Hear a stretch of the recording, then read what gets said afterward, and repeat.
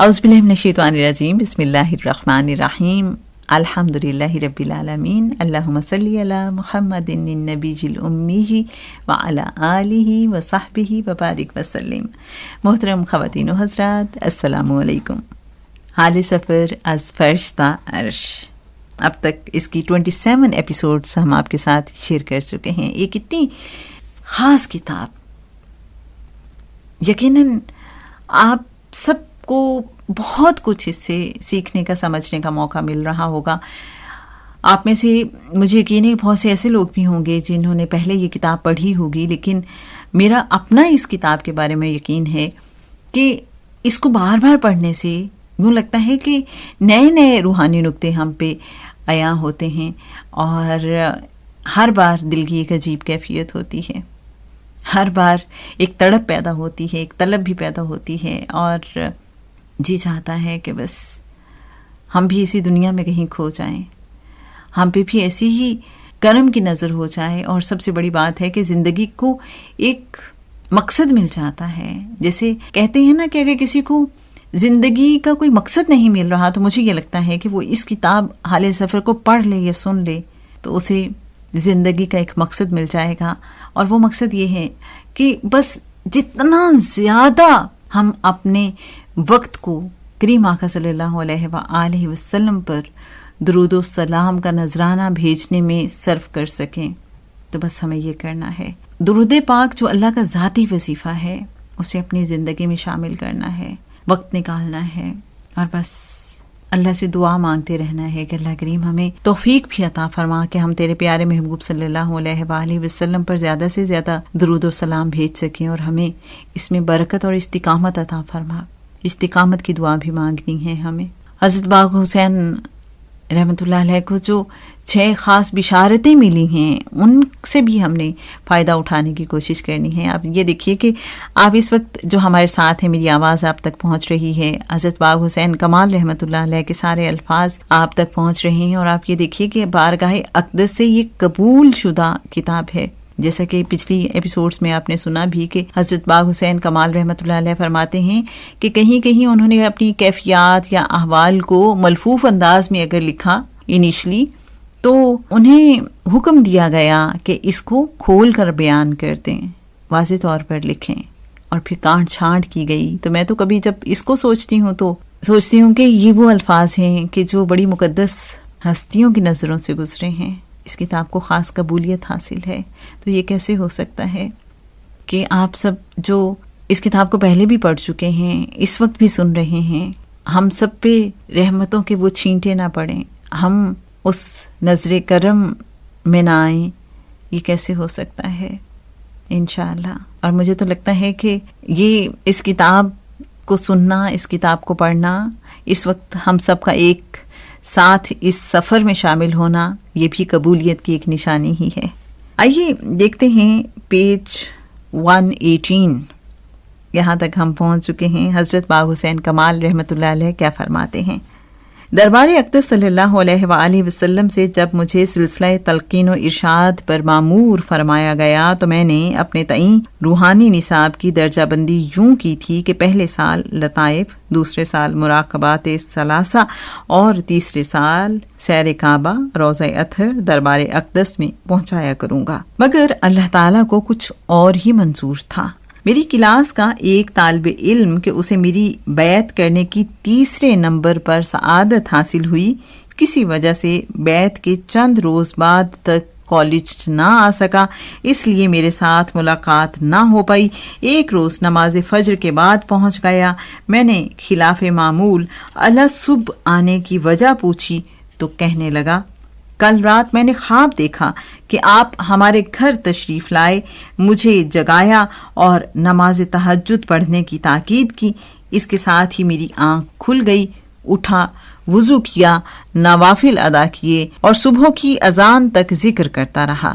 آج پھر آپ خواب میں آئے، مجھے فرمایا کہ تم کئی روز سے میرے پاس نہیں آئے، میں نے تمہیں اگلا سبق دینا ہے۔ پھر آپ مجھے ساتھ لے کر کعبہ شریف پہنچے، وہاں نوافل ادا کیے، طواف کیا، آب زمزم پیا، غار ہیرا پر گئے، وہاں نفل پڑھے، اور پھر میری آنکھ کھل گئی۔ دیکھا تو بالکل کل والا ہی وقت تھا، سو اٹھا، نفل پڑھے، ذکر کرتا رہا، پھر مسجد میں گیا، نماز ادا کی۔ اس خواب سے دل مسرت کے احساس سے معمور ہے کہ اللہ تعالیٰ کے فضل و کرم سے اتنی مقدس زیارتیں نصیب ہو گئی ہیں، اس لیے آپ کو یہ کیفیت بتانے حاضر ہوا ہوں۔ بیٹے، یہ تو بہت اعلیٰ مقامات ہیں، میرا تو خیال تھا کہ 3 سال کی تربیت کے بعد یہ اسباق دوں گا، باہر کیف اللہ تعالیٰ کو کچھ اور ہی منظور ہے۔ آؤ مسجد میں چلتے ہیں۔ ہم کمرے سے مسجد میں آ گئے۔ میں نے اسے 5 منٹ کے لیے سب لطائف پر ذکر کرایا، بعد ازاں اسے کہا تیار ہو جاؤ، اب ہم اپنا روحانی سفر شروع کر رہے ہیں، چلو مقام احدیت۔ پوچھا کچھ محسوس ہوا؟ کہنے لگا سفید سنگ مرمر کی مسجد کے گیٹ کے باہر کھڑے ہیں۔ میں نے بتایا یہ 7 آسمانوں سے بلند تر مقام ہے۔ پھر مقام معیت، مقام اقربیت کی سیر کرائی، وہاں سے کعبہ شریف لایا، اس نے مشاہدہ کیا اور بتایا کہ بالکل رات خواب والا منظر دیکھ رہا ہوں۔ طواف کرایا، پانی پلایا، غار حرا میں نوافل ادا کیے، پھر یہاں سے پہلے آسمان پر بیت العزت، 7ویں آسمان پر بیت المعمور، سدرۃ المنتہا، کرسی اور لوح محفوظ مشاہدہ کرائے، واپس کعبہ شریف لے آیا۔ دل میں خواہش پیدا ہوئی کاش اس نے چہرے کو داڑھی کی سنت سے مزین کیا ہوتا، میں اسے روضہ اطہر پر لے جاتا۔ اتنے میں حضور صلی اللہ علیہ وآلہ وسلم کی آواز مبارک فردوس گوش ہوئی، بیٹے اسے بچہ بنا کر ساتھ لے آؤ۔ اب یہ تصرف کا بالکل انوکھا مرحلہ تھا۔ میں نے اس قسم کا واقعہ نہ کہیں پڑھا نہ سنا تھا، سو تذبذب میں پڑ گیا۔ پھر آواز آئی، بیٹے ٹھیک سمجھ رہے ہو، اسے میرے پاس لے آؤ۔ میں نے کہا تم اپنے آپ کو 4 سال کا بچہ سمجھو اور میرے ساتھ روضہ اطہر پر چلو۔ پوچھا کچھ نظر آیا؟ جی ہاں، میں فوراً بچہ بن گیا ہوں اور آپ کی انگلی پکڑ کر روضہ مبارک پر پہنچ گیا ہوں۔ اتنے میں دروازہ کھلا، کہنے لگا اب دروازہ کھل گیا ہے۔ میں نے کہا اندر چلو، سو اندر گئے۔ حضور صلی اللہ علیہ وآلہ وسلم مع حضرات خلفائے راشدین رضی اللہ عنہم تشریف فرما تھے۔ وہ سب کی زیارت سے مشرف ہوا اور اس کے بعد یہ نعمت عظمیٰ اسے روزانہ صبح و شام حاصل ہو رہی ہے۔ یہ پہلی کرامت تھی۔ میں مسجد میں بیٹھا تھا، ایک شخص آیا، میں نے مسافے کے لیے ہاتھ بڑھائے بغیر کسی تمہید کے کہنے لگا ہمارے سلطان صاحب رحمت اللہ علیہ کی ایک کرامت ہے۔ میں اس کے انداز گفتگو سے کچھ حیران سا ہوا اور کہا بھلے آدمی پہلے اپنا تعارف تو کراؤ۔ کہنے لگا میں کنتریلا کا رہنے والا ہوں، حضرت سلطان باہو رحمت اللہ علیہ کا عاشق ہوں۔ میری محبت کا اندازہ آپ اس امر سے لگا سکتے ہیں کہ پہلی بار میں یہاں سے سلطان صاحب رحمت اللہ علیہ کے مزار پر پیدل گیا تھا۔ پھر کیا ہوا؟ میں نے پوچھا۔ کئی دنوں کے سفر سے پاؤں میں چھالے پڑ گئے تھے۔ شام کو وہاں پہنچا، لنگر تقسیم ہو رہا تھا۔ میں بھی چوکی پر بیٹھ گیا، مگر کھانا تقسیم کرنے والا میرے ساتھ درشتی سے پیش آیا۔ میں آزردہ خاطر ہو کر وہاں سے اٹھ کھڑا ہوا اور افسردگی کے عالم میں مزار پر جا کر بیٹھ گیا۔ بیٹھے بیٹھے میری آنکھ لگ گئی اور مجھے سلطان صاحب رحمت اللہ علیہ کی زیارت ہوئی۔ آپ نے مجھے دلاسا دیا اور بہت شفقت فرمائی۔ یہ خواب میں نے پیر صاحب کو سنایا تو انہوں نے بھی بہت دلجوئی کی۔ اچھا، اب سلطان صاحب رحمت اللہ علیہ کی کرامت بیان کرو۔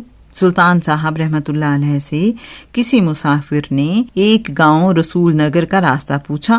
آپ نے اسے کہا آنکھیں بند کر۔ اس نے آنکھیں بند کی تو اسے حضور صلی اللہ علیہ وآلہ وسلم کے روضہ اطہر کی زیارت ہو گئی۔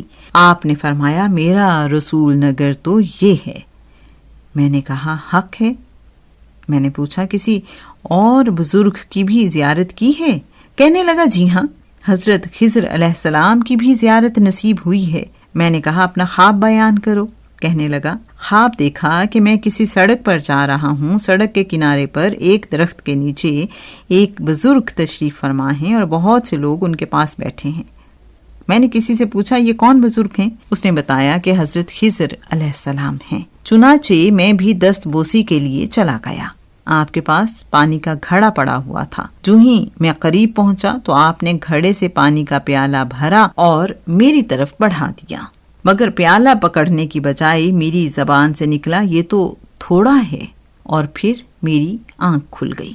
فقیر نے فوراً حضرت خضر علیہ السلام سے رابطہ قائم کرتے ہوئے پوچھا، حضرت کیا واقعی اس شخص نے خواب میں آپ کی زیارت کی ہے؟ انہوں نے فرمایا ٹھیک کہہ رہا ہے. میں نے عرض کیا حضرت یہ تو میری کوئی کرامت دیکھنے کے لیے آیا ہے، آپ دکھائیں میں آتا ہوں. اتنے میں حضرت خضر علیہ السلام تشریف لا کر میرے پاس آ کر بیٹھ گئے. دیکھتے ہی دیکھتے حضرت سلطان باہو رحمۃ اللہ علیہ اور حضرت شیخ عبد القادر جیلانی رحمۃ اللہ علیہ بھی تشریف لے آئے. سب کے لبوں پر عجیب معنی خیز مسکراہٹ کھل رہی تھی. میں نے اسے کہا اچھا یہ بتاؤ کہ بالفرض یہاں حضرت خضر علیہ السلام تشریف لے آئیں اور یہاں پر کچھ اور بھی بزرگ موجود ہوں تو کیا تم پہچان لوگے؟ کہنے لگا جی ہاں. میں نے کہا آنکھیں بند کرو اور دیکھو یہاں حضرت خضر علیہ السلام تشریف فرما ہیں، مشاہدہ کر لو. قارئین آپ اس عجیب و غریب اور نازک صورتحال کا خوب اندازہ کر سکتے ہیں. اگر اسے زیارت نہ ہوتی تو نہ جانے میرے خلاف کیسی کیسی باتیں بنائی جاتی. کہنے لگا جی ہاں حضرت خضر علیہ السلام تشریف فرما ہیں، زیارت ہو گئی ہے، میں نے پہچان لیا ہے. میں نے کہا ایک اور بزرگ بھی ہیں. کہنے لگا سلطان صاحب رحمت اللہ علیہ ہیں. میں نے کہا تیسرے بزرگ بھی ہیں، کیا نظر آ رہے ہیں؟ کہنے لگا جی ہاں حضرت غوث الاعظم رحمت اللہ علیہ ہیں. میں نے کہا آنکھیں کھول دو اور بتاؤ کہ پہلے دونوں حضرات کو تم نے خواب میں دیکھا تھا سو پہچان لیا، یہ تیسرے بزرگ کوئی اور بھی تو ہو سکتے ہیں. ہنس کر کہنے لگا جی بات یہ ہے کہ میں نے حضرت غوث الاعظم رحمت اللہ علیہ کی خواب میں 2 دفعہ زیارت کی ہے. 1 سال پہلے دوسری زیارت ہوئی، میں ان کی مجلس میں گیا، بہت سے لوگ تھے اور آپ بالکل ان کے ساتھ بیٹھے تھے. باقی حاضرین کی نسبت آپ کی نشست نمایاں تھی. اب میں آپ کو دیکھتے ہی پہچان گیا تھا کہ یہ تو وہ صاحب ہیں جن کی میں نے خواب میں وہاں زیارت کی تھی. میں نے اسے کہا کہ تم ولایت کی قلندری شاخ سے تعلق رکھتے ہو، یہ حضرت خضر علیہ السلام کی لائن ہے، وہ سربراہ ہیں اور تم ان کے وسیع و عریض محکمے میں بالکل ابتدائی پوسٹ پر ہو. جس طرح ایک گاؤں کا پٹواری قصر صدارت میں باریابی کا تصور بھی نہیں کر سکتا، اسی طرح تمہارے خیال میں بھی یہ بات نہیں آ سکتی کہ تم کبھی حضرت خضر علیہ السلام کے محل میں جا سکتے ہو. آؤ آج میں تمہیں وہاں لے چلوں. میں نے اسے کہا آنکھیں بند کرو اور میرے ساتھ چلو. بتاؤ کہاں پہنچے؟ کہنے لگا سمندر میں ایک چھوٹا سا جزیرہ ہے، اس پر ایک عالیشان قلعہ نما محل ہے، گیٹ پر پہرے دار موجود ہیں. آپ کو دیکھتے ہی وہ سلامی کے لیے اٹینشن ہو گئے ہیں. حضرت خضر علیہ السلام بھی تشریف لے آئے ہیں، آپ سے گلے مل رہے ہیں. آپ دونوں آگے آگے جا رہے ہیں، میں بھی پیچھے ساتھ ہوں. وسیع و عریض لان ہے جس میں پھولوں کی کیاریاں ہیں. ایک بہت بڑے ہال میں داخل ہو گئے ہیں. ایک فائل پر حضرت نے اور آپ نے دستخط کیے ہیں. وہاں کا سارا منظر دکھانے کے بعد اسے واپس لے آیا. پھر میں نے چند منٹ کے لیے اسے ذکر کرایا اور اسے آسمانوں کی سیر کراتے ہوئے بیت العزت، بیت المعمور، سدرۃ المنتہا کا مشاہدہ کرایا. کعبہ شریف اور روضہ اطہر پر لے گیا. دربار اقدس میں اسے حضور صلی اللہ علیہ وآلہ وسلم کے قدموں میں پیش کر دیا. وہ زیارت سے مشرف ہوا. مراقبہ ختم ہونے پر میں نے اسے کہا وہ سلطان باہو رحمت اللہ علیہ کی کرامت تھی، یہ فقیر کی کرامت ہے.